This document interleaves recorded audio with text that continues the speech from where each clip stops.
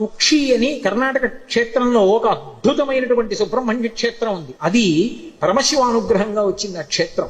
గరుత్మంతుడు ఒక రోజు మంచి ఆకలి మీద ఉన్నాడు. వాసుకి వెళ్ళిపోతున్నప్పుడు ఈ వాసుకుని చంపుదామని గరుత్మంతుడు వచ్చి తన రెక్కలతో కొట్టి వాడి ముక్కుతో గాడ వేశాడు. వేస్తే తన పడగలెత్తి ఆ పడగల మీద ఉన్నటువంటి మణుల యొక్క కాంతుల చేత కళ్ళు బైర్లు కమ్మేటట్టుగా గరుత్మంతుడి మీద కాంతి ప్రసరింపజేసి తన యొక్క పడగలతోటి కాట్లు వేశాడు వాసుకి. కానీ సహజ బలవంతుడైనటువంటి గరుత్మంతుడు ఆక్రమించబోయాడు.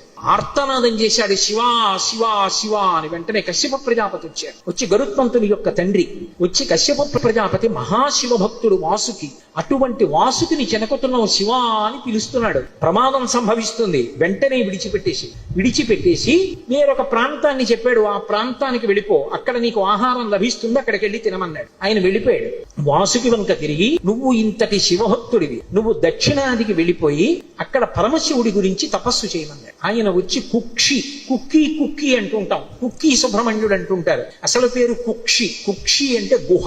ఒక గుహలో కూర్చుని తపస్సు చేశాడు. తపస్సు చేస్తే పరమశివుడు ప్రత్యక్షమయ్యాడు. కలియుగంలో నా కుమారుడు సుబ్రహ్మణ్యుడు అవతారం చేసి ఇక్కడికి వస్తాడు. దర్పణ తీర్థంలో స్నానానికి వస్తాడు. అప్పుడు నిన్ను అనుగ్రహిస్తాడు, నువ్వు ఇక్కడే ఉండమని లింగ రూపంలో పిలిచాడు. వాసుకి అక్కడే చుట్టలు చుట్టుకుని ఉంటారు. అక్కడికి తర్వాతి కాలంలో సుబ్రహ్మణ్యుడు వచ్చి సుబ్రహ్మణ్య కళ్యాణం కూడా అక్కడ జరిగింది అని చెప్తారు. చర్మరోగాలు ఉన్న వాళ్ళందరూ ఆ క్షేత్రానికి వెళ్లి దర్శనం చేసుకుని దర్పణ తీర్థంలో స్నానం చేసి కొన్ని ప్రత్యేకమైన కార్యక్రమాలు అక్కడ చేస్తూ ఉంటారు. ఇప్పటికీ ఆ కుక్షి క్షేత్రం అంతరాలయంలోకి వెళ్ళడానికి కుదరదు.